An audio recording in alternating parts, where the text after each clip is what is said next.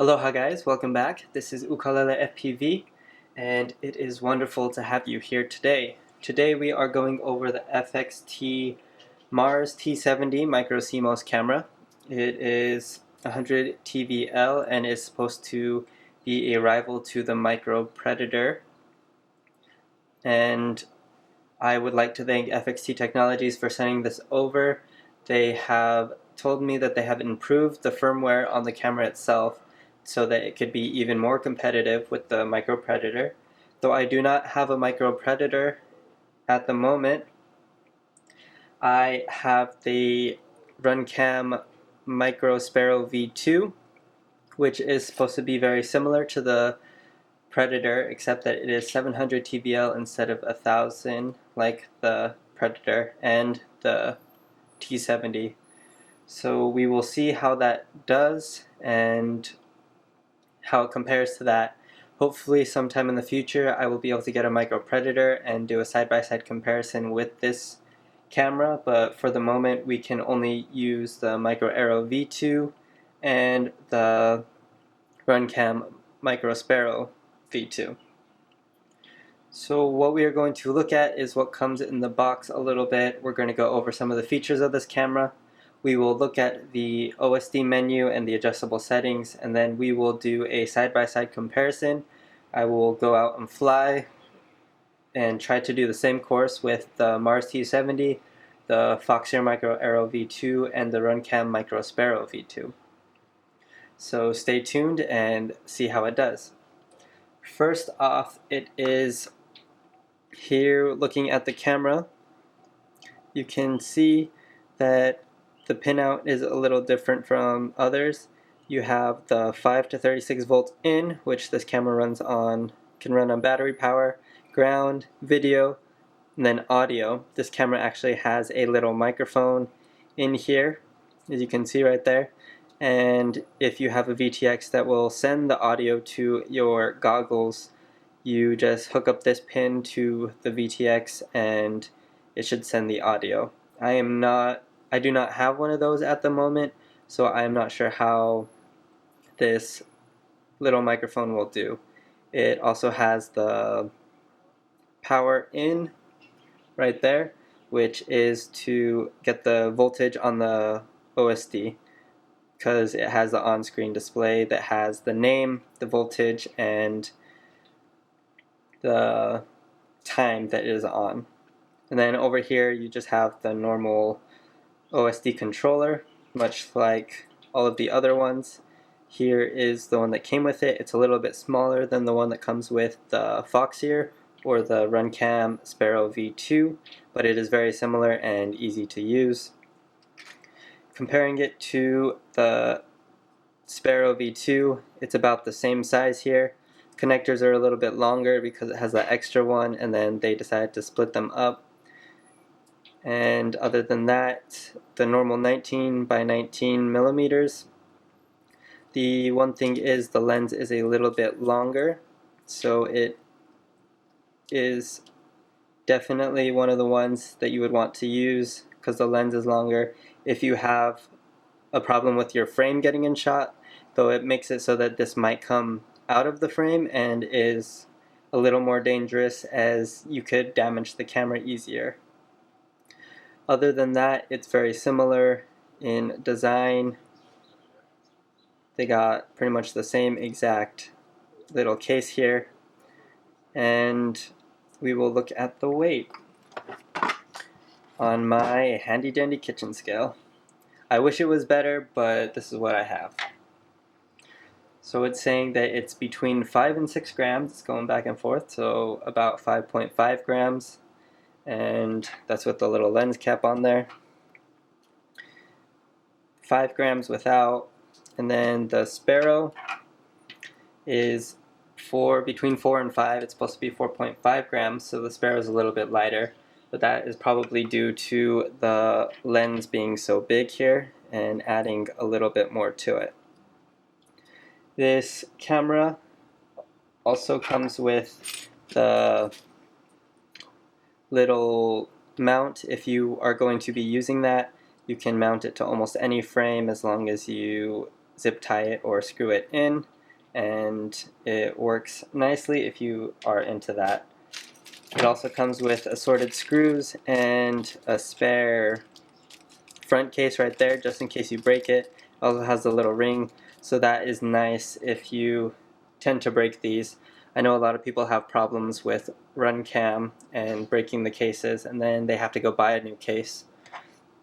One thing that is interesting here is that on the side they have the metal inside of the plastic, and then on the Sparrow it's just plastic. So this should be a little bit more durable, but we will see. And then you also get the normal wires that come with the camera to hook it up, and a little specification sheet. As it says, it's 100 TVL, and there's not really instructions here. So you have to either try to find them online or just know compared to other cameras. As I said before, the input voltage is 5 volts to 36 volts. The current consumption, it says 950 milliampere at 5 volts and 45 at 12 volts, so less amps at higher voltage. Kind of like what everyone's saying with 6S. It's a CMOS sensor, and it's 1000 TVL, so much like the Predator. And then it has an M8 screw, and then a 2.3 millimeter lens. I believe this one's a 2.3. I am not 100% sure. Maybe it says on the box. Nope, it just says that it's an NTSC. So you can get an NTSC or PAL and specify that when you buy it. There you go, right there. It says you can also get 2.5 millimeters or 2.1 millimeter lenses, so the field of view will be 145 degrees or 184 diagonal with the 2.3 lens. They also have wide dynamic range, and they have a defog function, which I'm not exactly sure how it works. Then you can adjust the picture and language. Then you can also flip it. As it says here, the dimensions are 19 by 19 by 28.3, and that is because of the extra long lens. Anyway, that is all about the specs and the features. Let us hook it up to a VTX and see how the OSD is and go over some of those features. So one thing I forgot to mention real quick is that the box that it comes in is a nice sturdy box to protect the camera, and it shouldn't really be damaged when it is shipped to you. And now we are going to be doing the little looking at the menu, and I will have a DVR of that to show you all the different features. So I have it hooked up to my quad, and if I plug it in,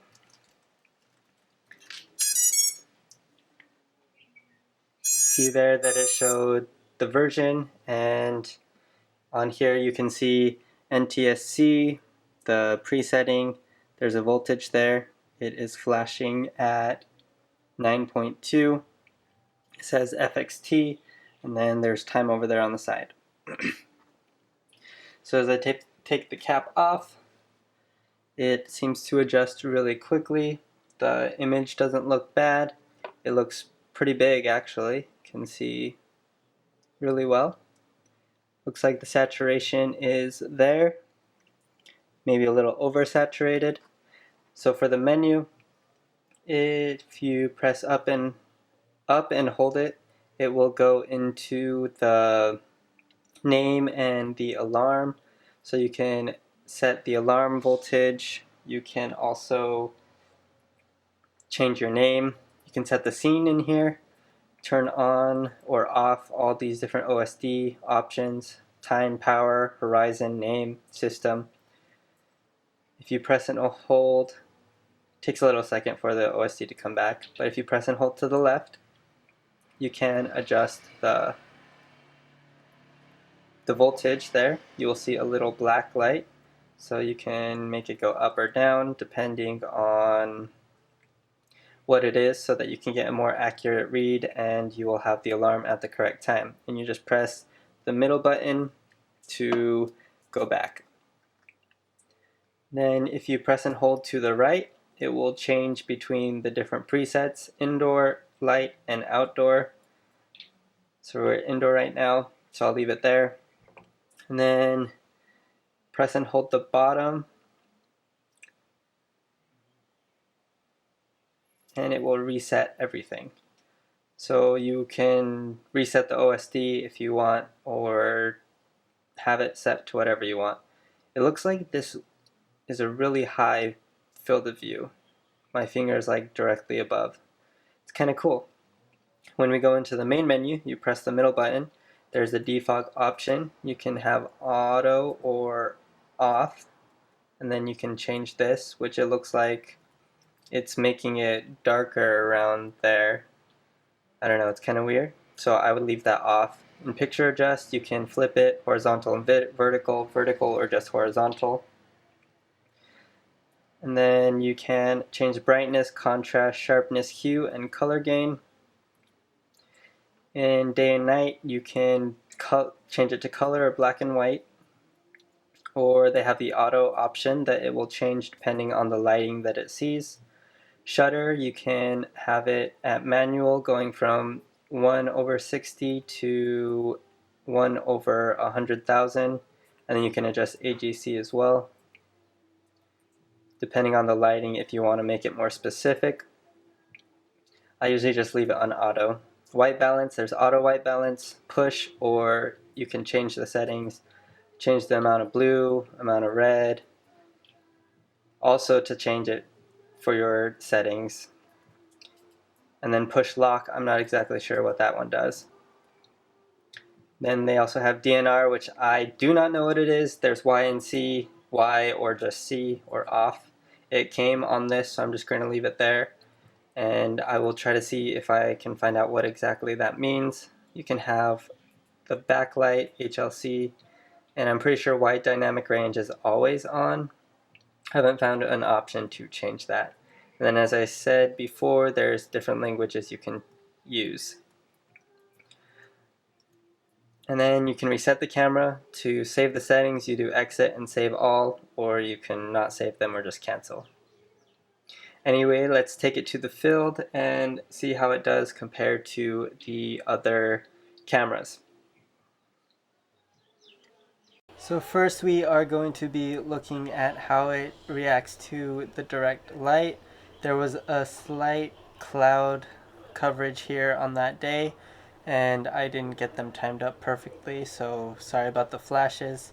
As you can see, the Foxeer Micro Aero V2 down on the bottom right, it takes a lot longer to respond to the light, and the FXT T70 tends to have a more bluish hue to it, especially around the sky.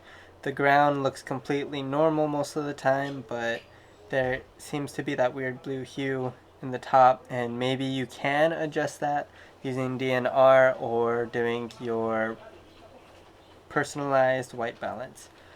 Going around this little course, I tried to get it so that we go through some shadow under some trees, see how it transitions, and I did my best at lining up the shots so that we can see the most important parts.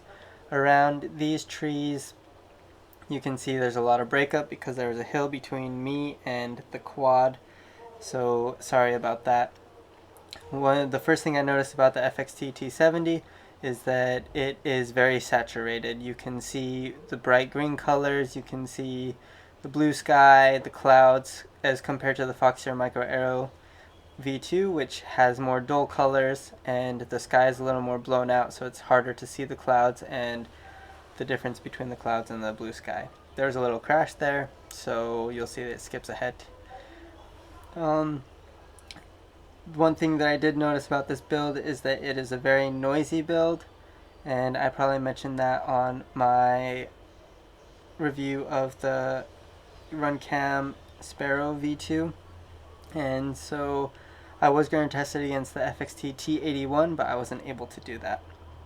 I felt like the lens was farther out, and I was a little more cautious because if I crashed it would be easier to damage the camera at this point. One thing right here, you might be able to see it, there's a lens glare when I was going towards the sun, I haven't had that with any other camera, really, and you won't see it on the Foxair Micro Aero V2 or the Sparrow V2. And there you could see the saturation is pretty significant. Maybe by changing DNR, and I will mess around with that and hopefully get back to you guys on some settings. Now we are looking at the Runcam Micro Sparrow V2 compared to the T70. You can see that the colors are very similar, though the Sparrow 2 has darker blues and the greens are a little more dull. The T70 seems to have a brighter saturation and the light transitions are both good. You see that the T70 goes to a blue hue right away, and that seems to be the common theme of the FXT T70. Much like the Predator that had the blue hue issue, though I believe that the T70 can be fixed in that way. The images are both really nice and they should be very competitive. The T70 should have a slightly sharper image because it is 1000 TBL as compared to the Micro Sparrow V2. So it looks like the image is a little dull and out of focus on the T70, and that could be because the lens is a little bit longer. And just a note about that, if you look at the V2, the upper left hand corner, you can see a little bit of the frame in shot because how short the lens is on the Sparrow V2. If you have a frame that requires a longer lens to get everything out of shot, the T70 is the camera for you. FXT Technology has recently lowered the price of the T70 to about $33 on their website, and Ready Made RC is also lowered their price on the T70. So hopefully Banggood will follow suit because originally this camera was $40 and I do not believe it is worth the $40. The sensor on it looks like it is well, the latency is low, and so it is a racer cam. It's a CMOS, so it does really well in that aspect and the colors. My final opinion on it is that it hands down beats like the Micro Swift, the Micro Aero V2, and those cameras, and it only costs about $10 more than them. It has that longer lens, so it is very good for different specific frames that you would need that. The blue hue can be a little bit distracting and the lens flare, but if you can get past that, it is a really good camera. There will be links in the description if you would like to purchase it. And thank you for watching this video and have a wonderful day. Aloha.